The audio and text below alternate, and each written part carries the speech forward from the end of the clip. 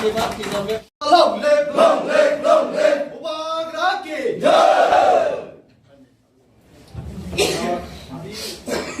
President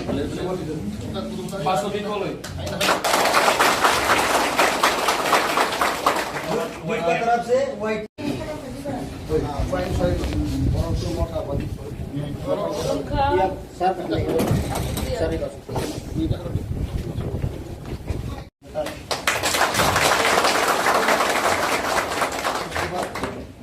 मिलकर इनने तय किया था कि एक इनको कैंडिडेट चाहिए और हमारी खुशनसीब है कि जनता ने हमको चूज किया और नरेंद्र जी ने भी उनके ऊपर के ऑफिस से जो आज्ञा हुआ वो हम लोग ने पालन किए और साथ मिलके आगे बढ़ते हैं।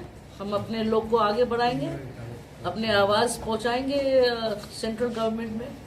और आप लोग सबको बहुत बहुत धन्यवाद कि आप लोग ने सब हमारे साथ दिए हैं और हमेशा साथ देंगे, हमें पूरा विश्वास है और हम भी आप लोग के साथ ही देंगे। धन्यवाद। महारानी लॉन्ग लिव, महारानी लॉन्ग लिव।